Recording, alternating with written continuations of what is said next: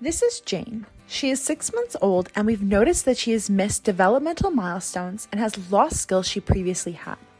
She has lost the ability to grasp and touch things. She has difficulty breathing and experiences repetitive hand movements. 12 months later, her development has regressed, where she has lost the ability to speak and walk. She experiences seizures and she suffers from intellectual disability. After consultation with a doctor, she was eventually diagnosed with Rett Syndrome. Rett syndrome is a severe and lifelong neurological disorder that occurs almost exclusively in girls. It occurs in about 1 in 8,500 girls and is typically diagnosed between the ages of 6 and 18 months. Rett syndrome is caused by a loss of function mutation in the X-linked gene MECP2, which is a master regulator of gene expression in the brain. There are over 500 mutations associated with the MECP2 protein that causes Rett syndrome. However, there have been 8 hotspot mutations that constitute more than 60% of cases. As a result, this protein is a transcriptional regulator that can act on a wide range of genes. MECP2 protein is not only expressed at the level of the nervous system, but in all cells of the body. As a result, a mutation in MECP2 has consequences at the level of the metabolism. MECP2 was initially described as a nuclear protein that binds methylated DNA and acts as a transcriptional repressor. Later, it was described as a multifunctional modulator of gene expression and a transcriptional regulator with activating or repressing actions depending on the molecular context. Thus, MECP2 is needed for brain development and acts as one of the many biochemical switches that can either increase gene expression or tell other genes when to turn off and stop producing their own unique proteins. Because the MECP2 gene does not function properly in individuals with Rett syndrome, insufficient amounts or structurally abnormal forms of the protein are produced and can cause other genes to be abnormally expressed as well. Following the identification of MECP2 as the principal genetic factor underlying Rett, enormous effort has been focused on understanding the consequences of brain cells. Within the brain, cellular expression of MECP2 is predominantly detected in neurons, as well as astrocytes and microglia. It is important to note that during neuron differentiation in early life, the MECP2 protein is important in promoting neuron cell differentiation. While astrocytes help to maintain synaptic structure and shape neural circuits in the developing brain, MECP2 expression in Rett represses astrocytic differentiation. As a result, malfunctioning MECP2 disrupts support for neurodendritic maturation, which can help explain delayed mental development in some individuals. While glial cells are normally critical for protecting neurons during development, MECP2 deficient microglia secrete high levels of glutamate, which causes a neurotoxic effect on the postsynaptic excitatory synapse and causes neurons to die. Thus, MECP2 is predominantly involved in the maturation of neuronal function through processes including synaptogenesis, synaptic plasticity, and establishment of functional circuits. As in the case of Jane, Rett syndrome is characterized by typical early growth and development. Clinical symptoms begin to manifest when the patients are between 6 and 18 months old, resulting in cognitive and motor decline. Some of the symptoms are shared with autism spectrum, and therefore the genetic tests help to confirm the diagnosis. Unfortunately, due to the genetic component of the disease, there is currently no treatment for this syndrome. Only drugs in the context of seizures or motor and pulmonary problems can be provided. Due to these complications, life expectancy does not seem to be able to exceed 40 years. There have been a series of recent discoveries within the field of Rett syndrome. At first glance, it might seem that gene therapy could be an ideal treatment. However, this type of treatment brings a great challenge. The expression of MECP2 gene is mosaic type in girls. In other words, there may be more than one cell line with a different genotype from the same zygote. Therefore, some cells in the body may express a normal amount of the gene and not have the mutation.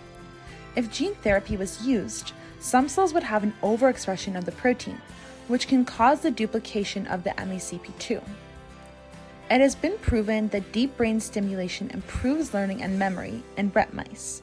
Thus, in a recent study, authors wanted to focus on a less invasive approach, so they turned their attention to behavioral training. They decided to test whether training can enhance circuit activity and mitigate behavioral deficits in female MECP2 Rett mice. To determine if this treatment is beneficial, they have replicated this type of stimulation in mouse models, which were separated into 4 groups. The first group was wild-type mice, followed by mice models with Rett syndrome without training, followed by mice with Rett model that had early training. In other words, this means they had training before the manifestation of symptoms. And the fourth group is Rett model mice with late training that happens after the onset of symptoms. Classical behavioral tests were used in order to look into their hypothesis. First, to measure the motor activity and coordination of the mice, the rotor-rod test was completed. The Rett model mice who had training for this test before the presence of their symptoms performed better than the other mice in the Rett models. Then cognition was measured with the water maze test. The results had the same tendency as in the coordination test. The mice who had an early training before their symptoms did not demonstrate memory loss until 24 months. This data suggests that early training is beneficial in mice in the Rett model. Then they looked at engagement of task-specific neurons. They discovered that water maze training activates a subset of neurons that encode task-related information. These neurons express genes such as CFOS, which when activated allows synaptic plasticity, which has a huge impact on memory and learning. Because cortical and hippocampal dysfunction underlies the learning and memory abnormalities of Rett mice, they asked whether task-specific neurons in these regions confer the benefits of pre-symptomatic training.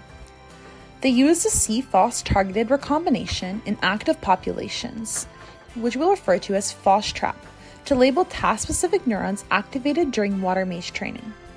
FOS trap requires 2 transgenes, one that expresses CRE-ER and one that expresses a CFOS with a reporter, in this case TD tomato, in activated neurons. Without tamoxifen, CRE cannot undergo recombination in neuron cells. Administrating 4-hydroxytamoxifen immediately following training ensures that only neurons activated during training are labeled. The results show that wild-type and Rett mice had an equivalent number of labeled TD tomato positive neurons in the cortex and hippocampus regions, important for spatial memory. In wild-type mice, all TD tomato positive neurons expressed MECP2, but in Rett mice, only half of the TD tomato positive neurons expressed MECP2. This indicates that the loss of MECP2 does not affect the activation of neurons that are task-specific. Further research would be needed to determine what causes the detrimental impact of specific neurons in people with Rett syndrome. To determine if the activity of task-specific neurons are necessary for the beneficial effects of early training, they inhibited their reactivation after training and tested the effect of the spatial memory of mice. They first injected an AAV encoding M-cherry, or the HM4 dye cherry in wild-type mice and Rett model mice. All groups began training at 4 weeks of age and were retested in the water maze in the presence of CNO or control. If task-specific neurons are necessary for the benefits of pre-symptomatic training, preventing their reactivation would impair spatial memory. The results found that neurons expressing M-cherry expressed CFOS, but those expressing HM4 dye M-cherry did not, indicating that CNO or control prevented the reactivation of task-specific neurons. CNO impaired the spatial memory of wild-type and Rett mice expressing HM4 dye M-cherry. Thus, they concluded that the activation of task-specific neurons is therefore necessary for pre-symptomatic training to benefit Rett mice. Their overall conclusion was that early training improves neuronal function. Finally, it is known that when Rett phenotype is reduced, there is improvement in the morphology and electrophysiology of neurons. So they did an experiment to observe in more detail the morphology of specific neurons of CA1 of the hippocampus. The result demonstrates that early training allowed the development of complexity in mouse dendrites that do not express MECP2. In a Rett phenotype, dendrites are usually underdeveloped, and therefore this demonstrates that there is improvement at this level. This type of treatment therefore seems promising. Although this treatment does not eliminate the Rett syndrome, it could improve the quality of life of children with the disease and even delay the symptoms. The fact that early intensive training is safe, non-invasive, and enhances circuit function in multiple behavioral domains makes it an appealing treatment even for infants and young children. Neurogenesis is the process by which new neurons are generated, and as discussed, this process is disrupted in Rett syndrome, which may contribute to the cognitive and behavioral symptoms of the disorder. To better understand the disruption of neurogenesis in Rett syndrome, further experiments need to be performed to develop an understanding of how we can treat this disruption to improve quality of life for patients like Jane.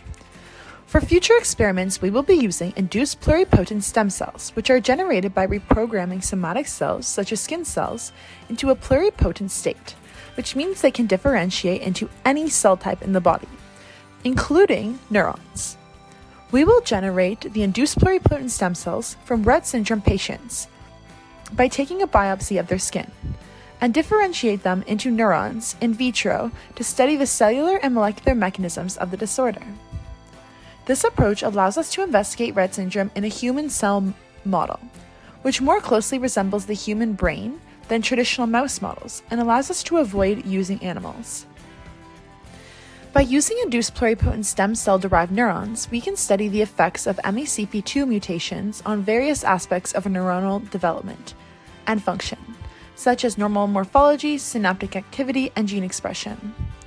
Using the induced pluripotent stem cells, we will perform a neurosphere assay.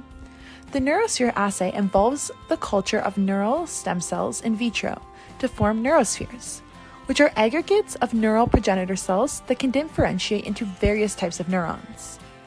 To study neurogenesis in Rett syndrome, we will culture induced pluripotent-derived neural stem cells to form neurospheres, and then we will compare the number and type of neurospheres generated to those generated from healthy control cells. Differences in the number and size of neurospheres will indicate changes in the rate of cell proliferation and neurogenesis in the patients with Rett syndrome. We can also use the neurosphere assay to test the effects of potential treatments for Rett syndrome by treating induced pluripotent-derived neural stem cells with small molecule drugs or gene therapy vectors. This will allow us to assess the effects on neurosphere formation and differentiation as a result of these treatments. Overall, the neurosphere assay provides a useful tool for studying neurogenesis in Rett syndrome and identifying therapeutic targets for the disorder.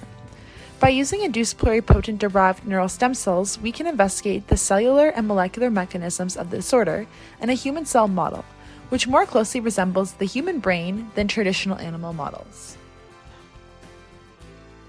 We hope that future experiments into Rett syndrome can help bring a greater understanding of the mechanism of action of Rett syndrome and how it leads to an array of symptoms in patients with the disease. We hope that in doing so, we are able to develop better treatments for patients with Rett syndrome in order to improve their quality of life. Created using Powtoon.